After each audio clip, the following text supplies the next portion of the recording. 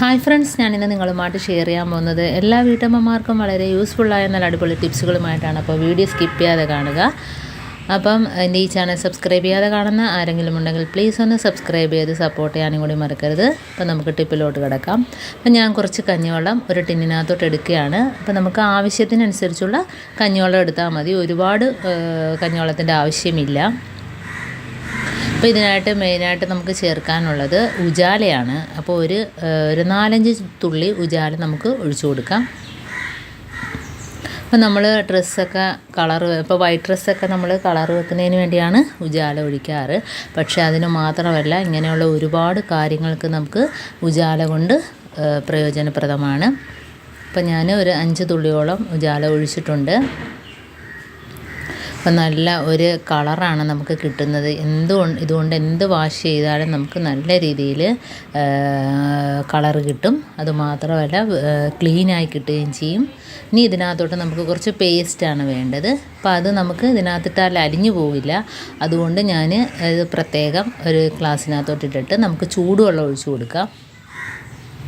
അപ്പോൾ ചൂടുവെള്ളം ആകുമ്പോഴത്തേനും പെട്ടെന്ന് തന്നെ നമുക്ക് അത് അരിഞ്ഞ് കിട്ടും.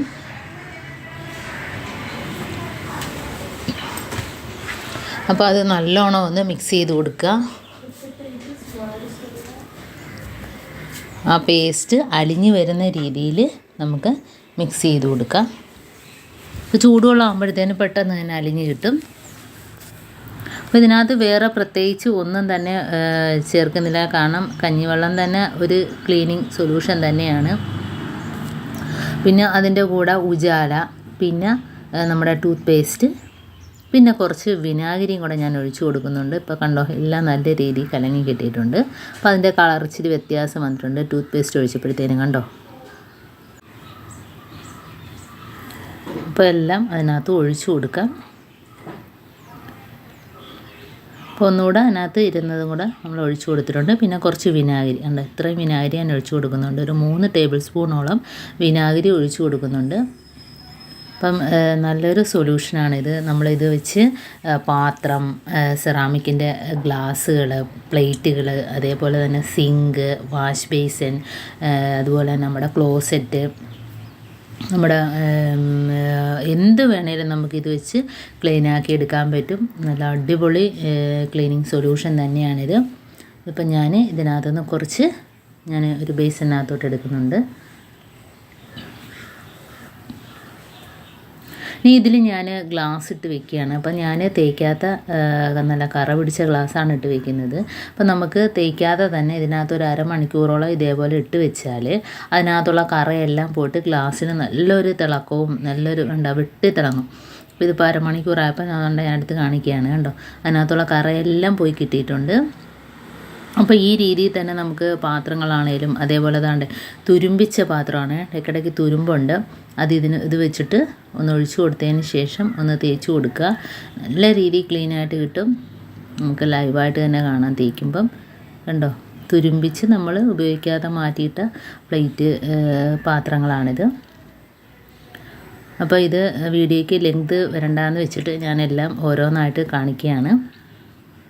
ഇതേപോലെ നമുക്ക് എത്ര വേണേലും നമുക്ക് കഴുകിയെടുക്കാം. അതെല്ലാം നമുക്ക് തുരുമ്പിക്കാത്ത പാത്രം വേണേലും ഇതേപോലെ കഴുകിയെടുക്കാം. അപ്പോൾ ഡിഷ് വാഷൊക്കെ ഉപയോഗിച്ച് കഴുകുന്ന കണക്കല്ല, നമ്മൾ ഇത് വെച്ച് തേച്ചെടുക്കുമ്പോഴത്തേനും നല്ല രീതിയിൽ ക്ലീനായിട്ട് കിട്ടും. അതേപോലെ തന്നെ നമ്മുടെ വാഷ് ബേസിനും ഈ വെള്ളം ഒഴിച്ചിട്ട് വെറുതെ ബ്രഷ് വെച്ചൊന്ന് തേച്ച് കൊടുക്കുകയാണ് ചെയ്യുന്നത്. അപ്പോൾ തന്നെ നമുക്കതിൻ്റെ മാറ്റം നമുക്ക് അറിയാൻ പറ്റും. അപ്പോൾ കണ്ടോ, ഇത് വെച്ച് ഞാൻ വെറുതെ ബലമൊന്നും കൊടുക്കുന്നില്ല, വെറുതെ ജസ്റ്റ് ഒന്ന് തേച്ച് കൊടുക്കുകയാണ് ചെയ്യുന്നത്. ആ തേക്കുമ്പം തന്നെ നമുക്ക് അതിനകത്തുള്ള മഞ്ഞ കറകളും അഴുക്കുകളും പോകുന്നതായിട്ട് കാണാൻ പറ്റും. കണ്ടോ, അപ്പോൾ നമ്മൾ സാധാരണ വാഷ് ബേസിനൊക്കെ അഴുക്ക് പിടിക്കുമ്പോഴത്തേനും നമ്മൾ എത്ര സ്ക്രബ്ബർ ഒക്കെ വെച്ചിട്ട് ഡിഷ് വാഷ് അതല്ലെങ്കിൽ എന്തെങ്കിലുമൊക്കെ ലിക്വിഡ് വാഷ് വെച്ചിട്ടാണ് നമ്മൾ തേച്ചൊരച്ച് കഴുകുന്നത്. അപ്പം അതൊന്നും വേണ്ട. അതിനേക്കാളും നല്ലൊരു കളറും നല്ലൊരു വെട്ടവും തിളക്കവും ഒക്കെ ഇതൊഴിച്ച് ചെയ്യുമ്പോഴത്തേന് കിട്ടും. അതുമാത്രമല്ല പെട്ടെന്ന് നമുക്ക് കറ പിടിക്കത്തുമില്ല. ഇത് വെച്ച് ചെയ്യുമ്പോഴത്തേനും പെട്ടെന്ന് കറ പിടിക്കത്തുമില്ല. ഇപ്പോൾ കണ്ടോ, നല്ല ക്ലീനായിട്ട് നല്ല കണ്ണാടി പോലെ കിട്ടിയിട്ടുണ്ട്.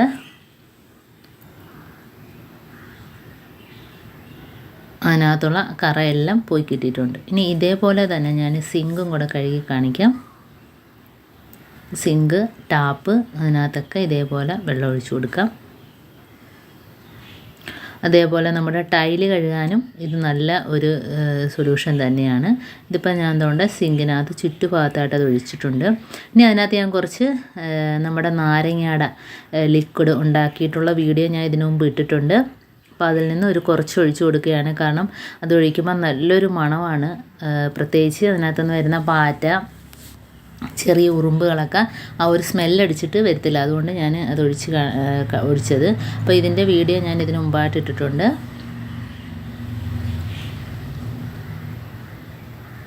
അപ്പോൾ കണ്ടോ, തേയ്ക്കുമ്പം നല്ല രീതിയിൽ ക്ലീനായിട്ട് കിട്ടിയിട്ടുണ്ട്.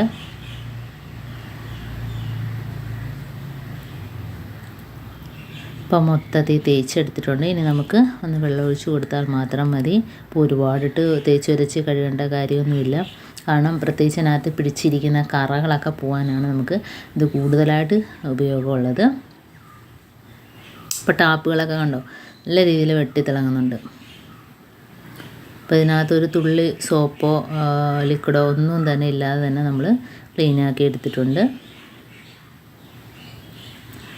നാരങ്ങയുടെ ആ ഡിഷ് വാഷ് ഉണ്ടാക്കിയത് ഞാൻ കുറച്ച് ഒഴിച്ചതെന്ന് വെച്ചാൽ അതിനകത്തുനിന്ന് വരുന്ന ആ സ്മെല്ലൊക്കെ ഒഴിഞ്ഞു കിട്ടാനാണ്. അതേപോലെ തന്നെ നമ്മുടെ ക്ലോസറ്റ് അതിനകത്ത് ഇതേപോലെ ഒന്ന് ഒഴിച്ചു കൊടുത്താൽ മതി. ഇപ്പോൾ ആ കാണുന്ന കറ അപ്പോൾ അങ്ങനെ ഒന്ന് ഒഴിച്ചിട്ട് നമ്മൾ രാത്രി ഒഴിച്ചിട്ട് രാവിലെ ഫ്ലഷ് ചെയ്യുന്നതായിരിക്കും ഏറ്റവും നല്ലത്. അതല്ലെങ്കിൽ ഒരു അരമണിക്കൂറോളം ഇങ്ങനെ ഒഴിച്ചിട്ടതിന് ശേഷം നമ്മളൊന്ന് ഫ്ലഷ് ചെയ്ത് കൊടുത്താൽ മതി. ആ കറയെല്ലാം ഇളകി അങ്ങ് പോവും. അപ്പോൾ ക്ലോസറ്റ് തന്നെ നല്ല ക്ലീനായിട്ട് തന്നെ കിട്ടും. കണ്ടോ, അപ്പോൾ നമ്മൾ ഇതേപോലെ ഇതിപ്പം ഒരു 10-15 മിനിറ്റ് ഇട്ടതിന് ശേഷമാണ് ഞാൻ ഫ്ലഷ് ചെയ്തത്. അപ്പോൾ കണ്ടോ നല്ല രീതിയിൽ തന്നെ ക്ലീനായിട്ട് കിട്ടിയിട്ടുണ്ട്. മെയിനായിട്ട് അതിനകത്തുള്ള കറകളൊക്കെ പോയി കിട്ടും. അപ്പം എൻ്റെ ഈ ടിപ്പ് നിങ്ങൾക്കെല്ലാവർക്കും ഇഷ്ടമായെന്ന് വിചാരിക്കുന്നു. ടിപ്പ് നിങ്ങൾക്ക് ഇഷ്ടപ്പെട്ടെങ്കിൽ ഒന്ന് ലൈക്ക് ചെയ്യാനും കമൻറ്റ് ചെയ്യാനും സബ്സ്ക്രൈബ് ചെയ്യാനും മറക്കരുത്. അതേപോലെ തന്നെ ബെല്ലൈക്കൻ എനേബിൾ ചെയ്യാനും മറക്കരുത്. എന്നാൽ മാത്രമേ ഞാനിടുന്ന ഓരോ വീഡിയോസും നിങ്ങളുടെ മുമ്പിൽ നോട്ടിഫിക്കേഷനായി എത്തുകയുള്ളൂ. അപ്പോൾ ഇനിയും നല്ല നല്ല ടിപ്സുകളുമായിട്ട് വീണ്ടും കാണാം. അതുവരേക്കും താങ്ക്സ് ഫോർ വാച്ചിങ്.